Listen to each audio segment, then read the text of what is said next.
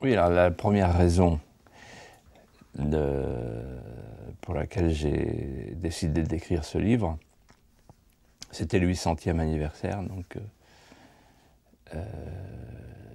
de Saint-Louis.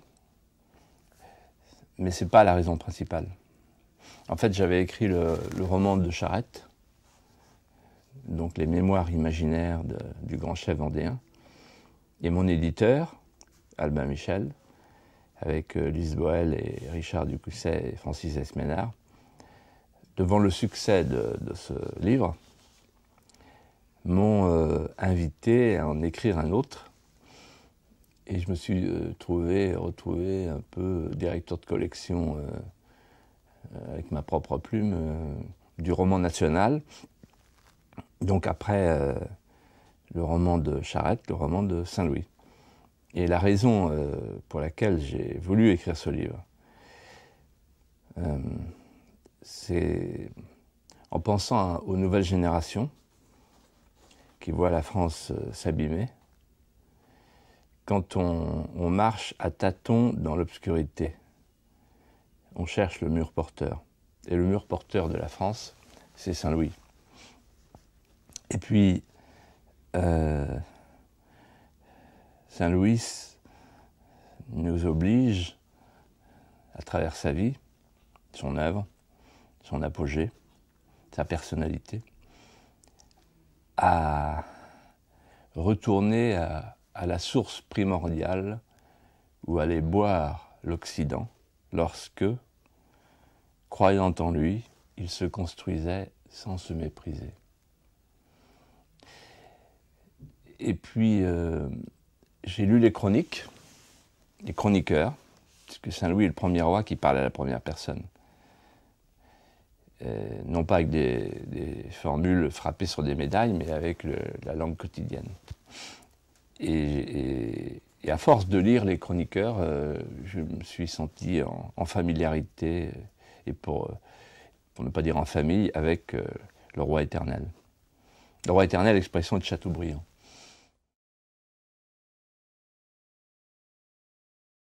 Alors, il y a eu 3 influences principales.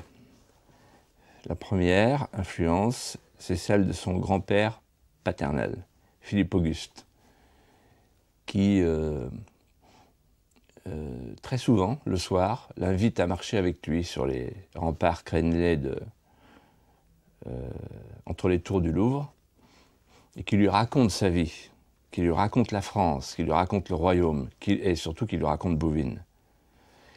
Et il lui donne la leçon de Bouvines que le jeune Louis de Poissy fera sienne: protège les pauvres, ils te protégeront. La deuxième influence est celle de son autre grand-père, le grand-père maternel,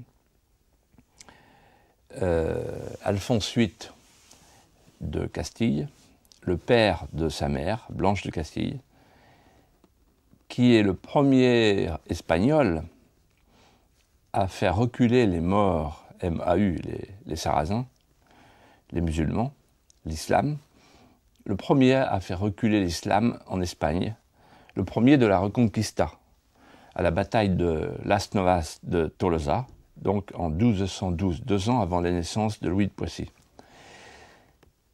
Et la leçon que Alphonse VIII laisse à son petit-fils est la suivante: partout où l'islam est, il est conquérant.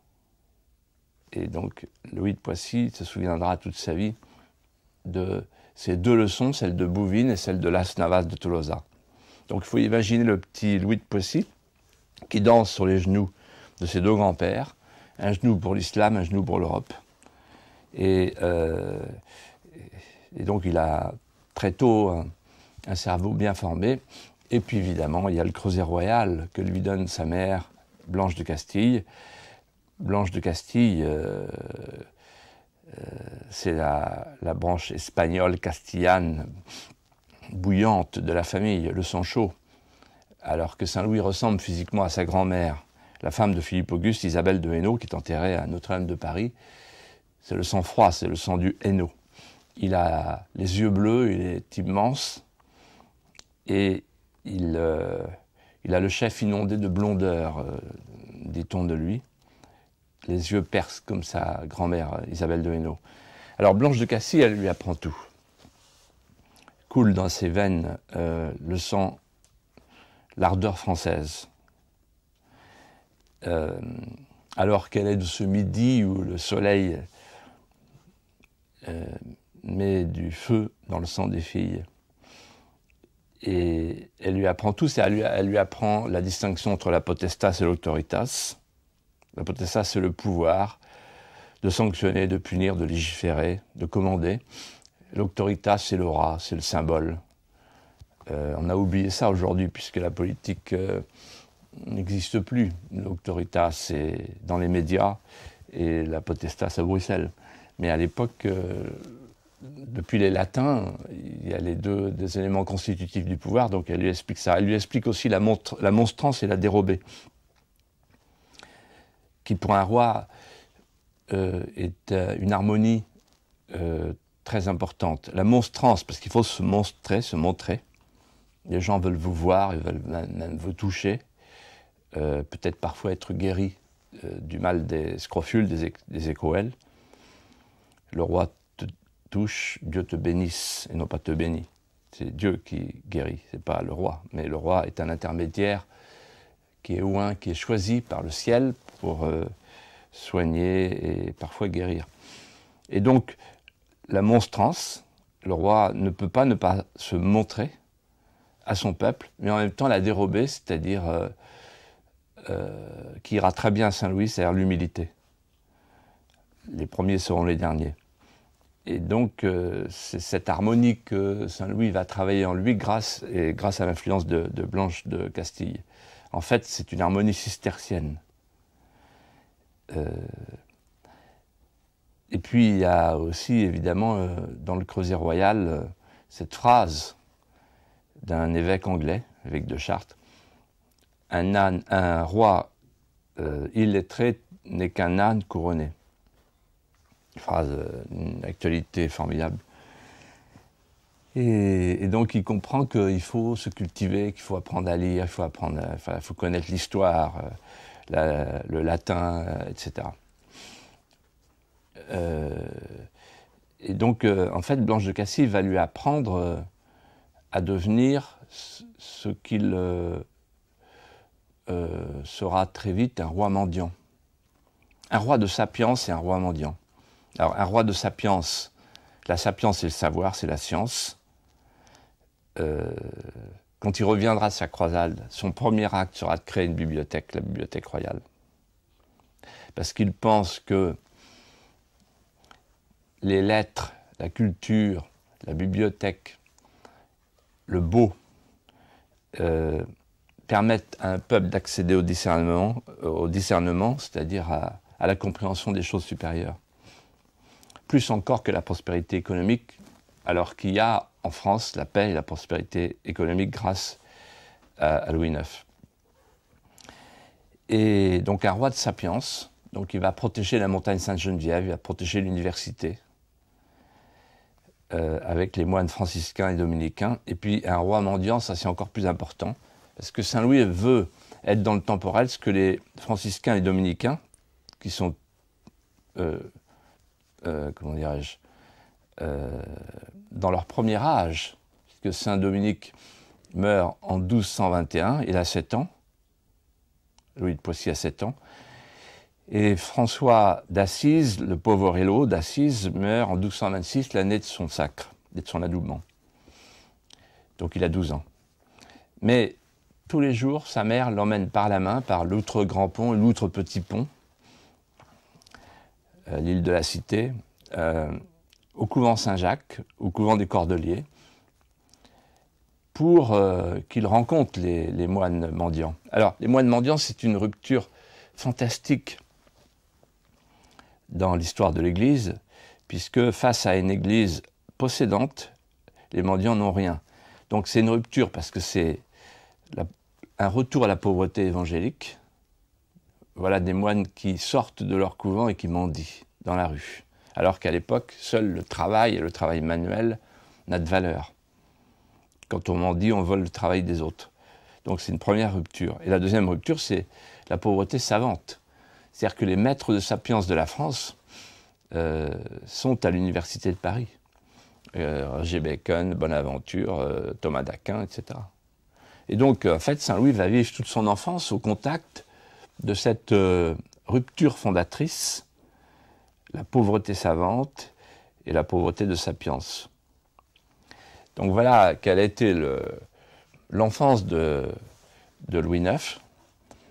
Il y a une phrase que j'ai retrouvée, une instruction que donne sa mère, Blanche de Castille, à Marie la Picarde, qui est la nourrice de la géniture royale. « Pliez-moi cette petite main à l'aumône. » Et très rapidement,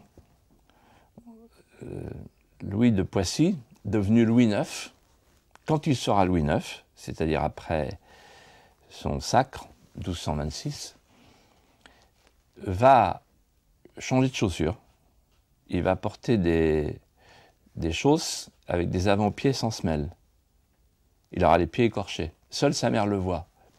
On ne le voit pas de l'extérieur parce qu'il ne veut pas que ça se sache, parce qu'il est humble. Et il y a une anecdote, je terminerai par là pour répondre, pardonnez-moi longuement à votre question, mais la question était capitale. Une anecdote qui est extraordinaire, peu connue. Quand il a fini sa semaine le samedi soir, il prend son cheval, il part à Royaumont. Royaumont, c'est une abbaye qu'il connaît bien parce qu'il a contribué à la construire de ses mains, avec ses frères. Ils ont porté les brancards de pierre. Il arrive à la porterie, il est accueilli par le père Henri, le père hôtelier. Il échange sa vêture royale contre une bure de simple moine. Il rejoint sa cellule et le lendemain matin, il sert à table. Il apporte les écuelles aux moines. Mais il y a plus fort que ça. C'est quand il a fini son service, le dimanche midi, le dimanche après la messe, il va servir dans une petite maison séparée, un lépreux. Maison séparée parce que le lépreux est contagieux. Personne ne veut plus le voir parce qu'il a la lèpre et sur son visage détruit voyagent toutes les répugnances de la nature. Et Louis IX lui apporte son écuelle et il lui coupe sa viande. Il y a même un détail que rapporte Jean Éville, c'est qu'un jour, le moine lépreux, qui s'appelle le frère Liger, hurle parce qu'il a mis du sel, le roi. Et donc, comme il n'a plus de lèvres, donc les gencives sont à vif et donc il hurle de douleur. Donc le roi lui demande pardon et le roi l'appellera le prince de Royaumont. Et pour montrer à quel point il le porte dans son cœur, il voudra que sa fille Blanche, qui va mourir, sa première fille, soit enterrée à côté du prince de Royaumont, à Royaumont, dans la tombe voisine du frère Liger, le prince de Royaumont. Voilà qui était... voilà ce qu'ont été les enfances de Louis IX, et voilà ce qu'il a été comme roi. Oui, on est très très très très loin de la politique d'aujourd'hui. C'est en fait pourquoi on est très très loin, parce que pour Saint-Louis, la politique est un service, un sacrifice. Aujourd'hui, une consommation. D'abord, il reçoit son époque comme une époque qu'on dit apocalyptique, parce que les nuages qui passent au-dessus du Louvre sont chargés de menaces. Alors il y a la menace Plantagenet. Les Plantagenets, en fait, ont un seul objectif, c'est de faire un seul royaume de la France et de l'Angleterre, mais un royaume anglais. Donc le léopard guette. On croit qu'il dort, mais il guette. Ensuite, la menace Cathare. Les Cathares veulent séparer l'esprit du monde et ils prônent dans leur idéologie finalement le suicide et l'interdiction de la procréation. Parce que tout ce qui vient de Dieu est esprit, tout ce qui vient du monde, matière, vient du diable. Et donc la société, le pouvoir, la procréation sont à bannir. Donc on comprend qu'un pouvoir politique ne puisse pas accepter une telle déviance. Donc pour lui, c'est un vrai problème. Après, il y a plus grave, il y a la menace tartare. Les Tartares sont aux portes de l'Europe. Et on dit même qu'ils sont un éperon de l'Asie en Europe. Ils ont ravagé la Moscovie, la Bohême, ils sont aux portes des Allemagnes et de Rome. Donc Louis IX s'attend à les voir grimper autour de Notre-Dame, en construction sur les échafaudages. Et il dit même à sa mère, si jamais ils arrivent jusqu'à nous, que fera-t-on? Sa mère dit, je voudrais bien savoir. Et il répond avec humour, soit on les renverra chez eux dans leur enfer en Tartarie, soit ils nous enverront au ciel. Voilà. Et donc, il ne se préoccupe jamais de lui-même. Jamais. Il se préoccupe des autres. C'est qui les autres? C'est le bien commun, au sens de saint Thomas d'Aquin. Le bien commun, c'est la France et la chrétienté. Et donc, à aucun moment, il ne cède au narcissisme ou à l'hédonisme politique. Il ne se préserve jamais. D'une part parce qu'il a appris à être pitoyable aux pauvres, comme on disait à l'époque, débonnaire aux pauvres. Il a appris de sa mère et de tous les chapelains du Louvre, et de François d'Assise, etc., tous les gens qu'il a rencontrés. Et ensuite, parce qu'il y a un événement dans sa vie qui va tout changer, quand il apprend que l'empereur de Constantinople a vendu la couronne d'épines aux Vénitiens. Donc il va racheter la couronne d'épines, il va aller la chercher à pied à Sens, la ramener à Notre-Dame de Paris, et là il va demander à son architecte, Pierre de Montreuil, de construire, de dessiner, d'imaginer un écrin de lumière. Il lui dit, d'habitude, depuis les Grecs et les Romains, ce sont les architectes qui commandent à la pierre et la pierre qui commande à la lumière. Là, ça sera l'inverse. C'est la pierre qui commandera, c'est la lumière qui commandera à la pierre. Et pourquoi ce moment, l'arrivée de la couronne d'épines en 1239, change tout pour lui? Parce qu'il va troquer sa couronne de puissance contre une couronne de souffrance. Toute la vie de Saint-Louis ne s'explique que par le fait que pour lui, la frontière de la chrétienté latine, c'est le Jourdain. Contrairement à ce qu'on croit aujourd'hui, la croisade n'est pas du tout une guerre de conquête ou d'agression. C'est une guerre de légitime défense. C'est une guerre de reconquête. Il le tient de son grand-père, qui fait reculer les morts en Espagne, qui ne sont pas chez eux. Mais pour Louis IX, l'Orient précède l'Occident, puisque c'est en Orient qu'est né, mort et ressuscité Jésus-Christ. C'est en Orient qu'ont vécu les premières communautés des apôtres. Il y a la France du couchant, la nôtre, et la France du Levant, ce qu'on appelle aujourd'hui le Liban, la Syrie, la terre de promission. Et donc pour lui, il est inacceptable que la route des pèlerins soit coupée par les Sarrasins. Il est inacceptable que le tombeau du Christ, que le Saint-Sépulcre soit capturé, détourné, piétiné. Et il est inacceptable que les chrétiens d'Orient, qui descendent des premières communautés des disciples du Christ, lorsqu'ils crient, ne reçoivent pas de réponse. Et donc, quand il les entend crier, il répond « Je viens ». Et contrairement à ce que lui conseille son entourage, sa famille et surtout sa mère, Blanche de Castille, il décide de partir en 1248 pour la terre de promission, ce qu'on appelle passer outre. Il passe outre. Il emmène sa femme, d'ailleurs, Marguerite de Provence. Ils vont revenir avec trois enfants, dont Jean-Tristan d'Amiette, qui est né à Damiette en 1249. Et puis il repartira une deuxième fois pour une deuxième expédition à Tunis. Et ce qu'il y a de très neuf avec ce roi croisé, ce roi chevalier, c'est qu'il comprend, il a été le premier à le comprendre, qu'il faut petit à petit substituer à la guerre de croisade une mission de conversion. C'est-à-dire que quand il repart à Tunis, c'est parce que le sultan Mohamed Mostanser lui a fait passer des messages « je veux me chrétienner ». Je veux me convertir. Donc, pour Saint-Louis, la croisade est une conversion. Comme il est croyant, il ne supporte pas qu'il y ait des gens qui ne savent pas qui est Jésus-Christ. Et donc, il est logique.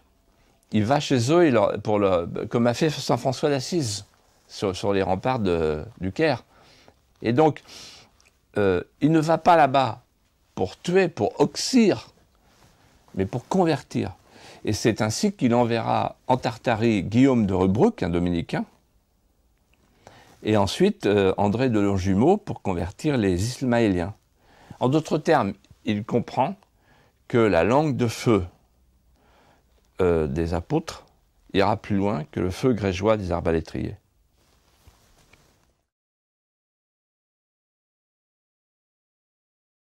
Alors il y a la justice au sens de l'équité et la justice au sens de l'institution. Donc, je vais vous faire deux réponses. D'abord, la justice au sens de l'équité. C'est très important. Sa mère, Blanche de Castille, qui connaît bien Saint-Augustin, lui dit « Mon fils, Louis, quand vous serez roi, vous serez membre de la cité céleste et membre de la cité terrestre. Dans la cité terrestre, vous aurez des vassaux et des sujets dont vous serez le supérieur. Ils vous obéiront. Mais n'oubliez jamais que vous êtes aussi membre de la cité céleste et que dans la cité céleste, vous serez le serviteur de vos serfs. C'est l'égalité des enfants de Dieu. Et donc, jamais Louis IX n'oubliera cette leçon des deux cités. Et donc, il n'hésitera pas à condamner ou à faire condamner les puissants. Alors, il y a des exemples célèbres d'un grand seigneur qui a fait assassiner des jeunes braconniers qui venaient sur ses terres. Saint-Louis le convoque, il le fait mettre dans un cachot du Louvre, et ensuite il le juge. Et là, il y a tous les grands d'Europe qui se coalisent et qui font donner, tous les gens puissants. Et Saint-Louis est inflexible. Alors maintenant, la justice institution. En d'autres termes, la justice équité, pour Saint-Louis, être juste, c'est être vrai, être exact et distribuer les mérites sans considération du statut ou de la richesse. La justice institution. Il crée un tribunal d'appel à ciel ouvert sous son chêne capétien à Vincennes, parce qu'il veut une justice qui soit rapide, humaine et établie sur le bon sens. Non pas une justice de règles et de jurisprudence, où le formalisme finit par l'emporter sur la question de fond, mais une justice qui ne tienne compte que de la réalité des faits abordée avec le bon sens. Avec le bon sens. Et donc, il se détourne de tout le byzantinisme juridique qui envahit les cours ecclésiastiques et baroniales, et il y substitue donc son tribunal d'appel, qu'on appelle les plaies de la porte. Les plaidoiries de la porte, c'est à la porte du palais. Et donc, il choisit dans une cote toute simple, et avec un chaperon de pauvres, de rois pauvres, il choisit de juger lui-même un certain nombre de causes, symboliquement, pour montrer que la justice n'est pas l'affaire des magistrats, des juges, d'une caste à part qui dit le droit. Et ça change tout. Voilà. Donc, le justicier, le roi justicier est un roi d'équité et d'humanité. Et alors, très important, à son époque, il y a déjà le pilori médiatique.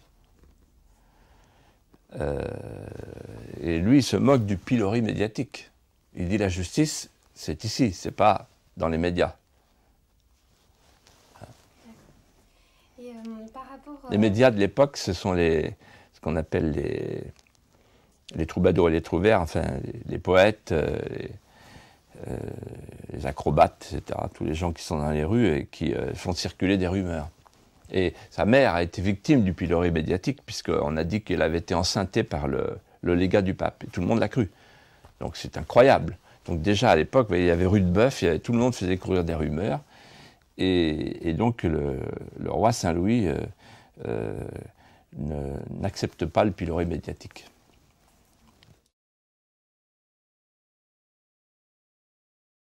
J'ai compris votre question, bien sûr. Et là, vous mettez le doigt sur le secret d'un grand règne et d'un grand roi. Vous savez, il y a une phrase latine qu'on apprenait quand on était en 6e, « César pontem fecit ». Alors le professeur nous expliquait, ça veut dire « César fit un pont ». Mais en réalité, ça veut dire « César fit faire un pont ». César pontem fecit, fit faire. Ça change tout. Et donc en réalité, il y avait une phrase aussi des légistes du temps de Saint-Louis, c'était « donner et retenir ne vaut ». C'est-à-dire, quand on donne, on ne retient pas. Sinon, on fait tout soi-même, ça devient un pouvoir absolu. Et alors, Saint-Louis donne confiance. Il s'occupe des grandes choses, c'est-à-dire de ses attributions, on dirait, régaliennes. Et il fonde l'État moderne à partir de l'État féodal. C'est-à-dire qu'il crée une monnaie nationale, parce qu'il sait qu'il n'y a pas de nation sans monnaie et pas de monnaie sans nation. Alors qu'il y avait des monnaies seigneuriales. Il crée la loi en 1247, avec une ordonnance sur la réformation des mœurs, où il interdit les cadeaux des baillis et des prévôts. Et il leur interdit aussi d'en recevoir, d'en faire et d'en recevoir. Donc la loi, la monnaie, la loi. Le droit de faire la guerre, il interdit les guerres privées. Il dit qu'il n'y a que le roi qui a le droit de déclarer la guerre. Et la justice, qui est par définition une attribution régalienne. Il crée donc les plaies de la porte, donc l'appel au roi. Voilà, les 4 attributs. Et donc en fait, il s'occupe du vrai pouvoir, celui qui est à son niveau. Pour le reste, il laisse faire. Il laisse faire, il encourage. Alors il encourage l'université, c'est la sapience. En fait, vous savez, la fleur de lys, c'est 3 pétales. Il y a la sapience et la chevalerie qui soutiennent la foi. Et donc, il est très attentif à la sapience parce qu'il pense que la sapience irrigue la foi et la chevalerie. Il crée une nouvelle chevalerie, les chevaliers de l'entendement, à côté des chevaliers de l'épée. En fait, Saint-Louis est un roi d'anticipation, un roi visionnaire. C'est-à-dire, derrière la croisade, il voit affleurer et il favorise la mission de conversion. Derrière l'église possédante, il voit affleurer et il favorise l'église mendiante. Derrière l'état féodal, il voit affleurer et il favorise l'état moderne, dont je viens de vous parler. Et enfin, derrière l'art de gouverner, il voit affleurer le gouvernement des arts, c'est-à-dire l'état mécène. C'est-à-dire que c'est le roi qui détecte et qui possède le nombre d'or d'un peuple croisé qui donne des ailes à la pierre. Il y a deux manières de se croiser à l'époque. Le passage outre-mer et la croisée d'ogive. Qu'est-ce qu'une cathédrale? Un vaisseau de croisade renversé. Et donc, il y a chez lui un génie qui en fait un bâtisseur, un architecte, un visionnaire. Il voit avant les autres ce qui affleure. Et quand on traverse la France aujourd'hui, on voit qu'il a enluminé, selon son expression, enluminé le royaume de maladreries, d'hôtels-dieux, de toutes sortes de monuments, bien sûr de cathédrales, de moutiers, de ports, comme le port d'Aigues-Mortes, premier port français en Méditerranée, et que la Bibliothèque nationale, j'en ai parlé tout à l'heure, enfin, donc beaucoup de choses viennent de ce royaume et de ce règne. Et il va même encourager la fabrication, l'édition, la conception d'un livre sur le travail, qui ordonne le travail. Et ce livre des métiers, commis par le prévôt de Paris, protège le compagnon aussi bien que le maître. Mais c'est Louis IX qui, le premier, a compris que le travail n'est pas un effort, mais une œuvre. Qu'est-ce que le travail? Non pas un effort. Si on peut le faire sans effort, on le fait sans effort. C'est une œuvre. Et ça, c'est quelque chose qu'on a perdu dans notre modernité. Les bourgeois du XIXe siècle, avec le bourgeois de Ingres, avec sa petite montre, etc., qu'on a sur tous le tableau, le fameux tableau Monsieur Bertin. Voilà. On dit qu'est-ce que le travail? Il dit c'est faire des efforts. Mais non, c'est pas faire des efforts, c'est où on va, c'est l'œuvre. Une société se perd lorsqu'elle substitue les moyens aux fins. L'effort, c'est un moyen. La fin, c'est l'œuvre. Et donc Saint-Louis a compris ça. C'est pour ça que c'est un règne de lumière.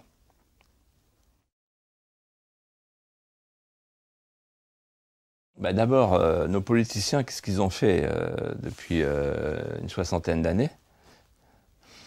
Ils se sont délivrés du pouvoir. C'était trop lourd pour eux.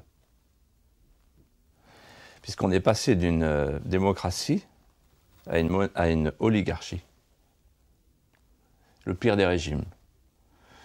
Une oligarchie qui est distribuée entre plusieurs centres d'impulsion, les banquiers de Francfort, les spécialistes des douanes du commerce de l'OMC, à Genève, tout ce qui est militaire, l'OTAN, la justice Luxembourg et la loi Bruxelles. Il ne reste rien. Il ne reste plus que le calendrier des anciens combattants. Si vous me passez l'expression, le roi est nu, il reste un scooter et un casque. Donc ça, c'est une première chose. Pour Saint-Louis, et regardez pour les collectivités locales ce qu'on est en train de faire en ce moment, vous votez pour un maire, mais le pouvoir, c'est la communauté de communes. Donc en fait, le maire, on dissocie la responsabilité de pouvoir dans toutes les sociétés décadentes. Donc c'est ce qu'on a fait. Donc aujourd'hui, c'est un jeu de guignol. Les gens disent « Sarkozy, Hollande », mais le pouvoir, il est ailleurs, c'est fini. Vous voyez, même pour construire un aéroport, je disais ce matin dans la presse que Bruxelles a dit « Attention, vous êtes en infraction ». Et les gens n'ont pas vu ça encore, n'ont pas encore compris. Donc pour Saint-Louis, le pouvoir est là où est la responsabilité est là où est le pouvoir.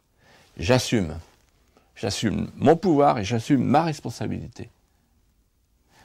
La deuxième chose qui est fondamentale, donc vous voyez, première leçon. La deuxième chose qui est fondamentale, c'est le beau qui sauvera le monde, disait Dostoïevski. Louis IX avait compris. Son acte principal, c'est la Sainte-Chapelle. Les chapelets des cathédrales. Donnez-leur du beau à goûter et vous verrez qu'ils créeront. Parce que pour créer, il faut faire le plein de ses fidélités. ça c'est une deuxième leçon incroyable. C'est le beau qui tire le bien et le vrai, et pas l'inverse. La troisième leçon, tout ce que je vous dis évidemment est politiquement incorrect, de plus en plus incorrect, vous allez voir la suite, c'est qu'en fait, pour avoir exercé le pouvoir, si on s'en tient aux caprices du moment et de la foule, aujourd'hui on commande le peuple en suivant la foule. Si je m'en tiens aux caprices de la foule et de l'instant, et si je considère que la vérité est dans la majorité, alors il faut godiller. C'est la politique du marketing. Le marketing politique. La sondocratie. Mais si je considère que plus tard je serai jugé par celui qui juge tous les juges, c'est-à-dire à partir de la règle latine « nisi potestas ad Deo », nul pouvoir qui ne vienne de Dieu, alors tout change. Et donc en fait, le pouvoir de Saint-Louis est deux fois borné. Il est borné par son ancrage dans le sacré. Le roi sait qu'il sera jugé à l'instant de son agonie. Quand il va s'allonger avec sa longue chemise de lin trempée sur un lit de cendre, à la manière cistercienne, l'instant d'après, il sera jugé. Qu'as-tu fait de ton pays qui t'a été confié? Donc il est jugé par plus haut que lui. Et ensuite, il inscrit son pouvoir dans la durée, puisque c'est un pouvoir familial. Donc il veut que son fils trouve à la succession un royaume plus grand, plus pacifique que celui qu'il a reçu lui-même. Donc c'est une sorte de correctif des défauts ou des tentations qu'il peut avoir. Et d'ailleurs, quand il part pour la deuxième croisade sur la Montjoie, il rédige son testament et réunit ses enfants, notamment Isabelle, Jean-Tristan et Philippe. Philippe qui va devenir Philippe le Hardi, et il leur donne un texte qui est arrivé jusqu'à nous, qui est son testament. Et son testament, c'est un testament spirituel. Puisqu'il dit « J'avais tout, y compris le bonheur d'une femme admirable, Marguerite. J'avais la prospérité, j'avais la paix. Et j'ai choisi de partir pour servir plus grand que la paix, plus grand que la prospérité, plus grand que le bonheur, la chrétienté. La Christianitas. Il est le roi de la Christianitas. Et donc, c'est le roi donné qui devient le roi hostie. Il s'offre pour la chrétienté. Et donc, cette idée du pouvoir sacrificiel, imaginons aujourd'hui que les politiciens aient du pouvoir qu'ils exercent une si haute conception que pour eux le pouvoir est un sacrifice. Voilà. Et moi, si je suis parti, c'est parce qu'à un moment donné, je me suis dit, les gens ne comprennent pas. Ils comprendront plus tard. Mais la grande leçon de Louis IX, c'est vous avez le pouvoir, je vous donne le pouvoir par délégation. Parce qu'on est toujours le pouvoir délégué de quelqu'un de plus haut que soi. Et quand on a l'honneur de gérer les deniers publics, on gère l'État au nom de milliers et de milliers de familles, souvent pauvres. Et donc, c'est même vertigineux comme responsabilité. Et si on n'a pas chaque matin l'idée même, l'idée physique de ce vertige, on est perdu. Et voilà la leçon de Louis IX.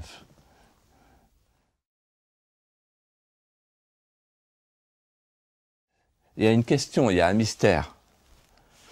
Pourquoi ce roi si lointain nous inspire aujourd'hui encore un mélange d'admiration et même de fascination. Alors, j'ai couru après cette question pour y chercher une réponse pendant tout mon travail, et depuis des années. Et en fait, je crois pouvoir apporter la réponse suivante. Saint-Louis est comme tout le monde, et il ne ressemble à personne. Il ressemble à tout le monde, c'est-à-dire que tout au long de sa vie, de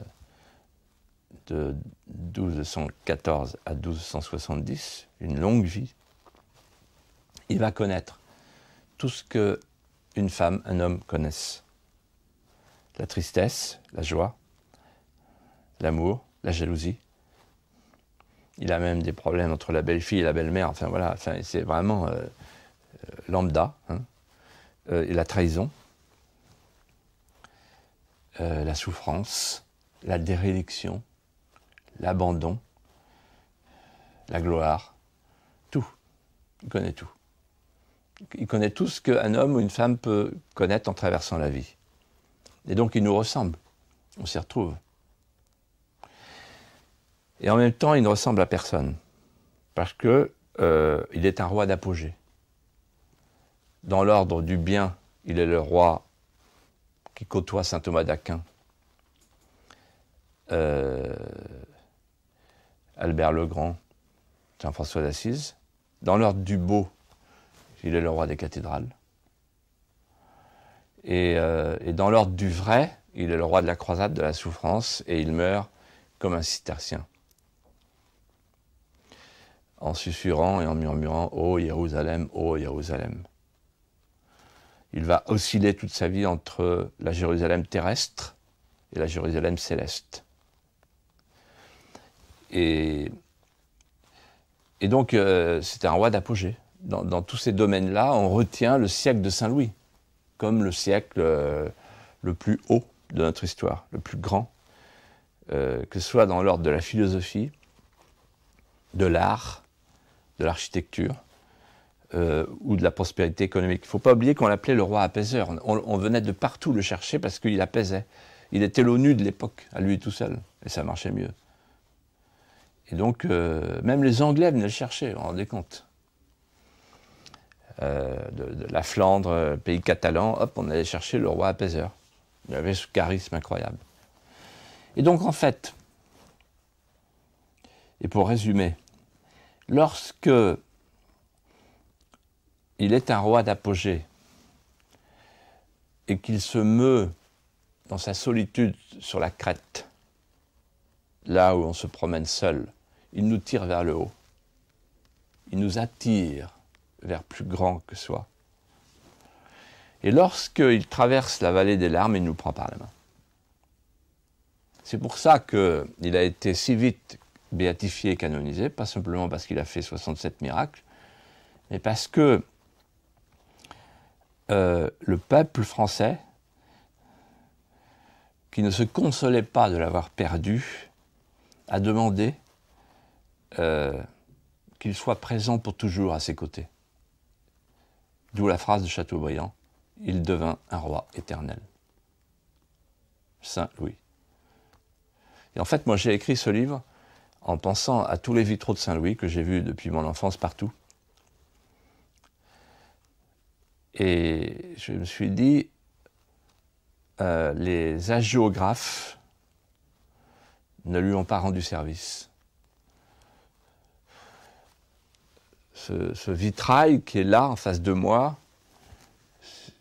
exprime un Saint-Louis si haut, si grand, si lointain, qu'il est abstrait. A-t-il un cœur? A-t-il des tristesses? A-t-il des désirs? A-t-il connu le sourire, le bonheur et la déréliction? On ne le pense plus. Alors il faut déposer le vitrail. Descendre le vitrail, c'est ce que j'ai fait. Et après j'ai remonté le vitrail, mais je voulais un Saint-Louis tel qu'il était en fait, c'est-à-dire pétri d'humanité, et qui soit à la portée de chacun d'entre nous. Voilà. Donc il reste le grand chef d'État qui domine tous les autres.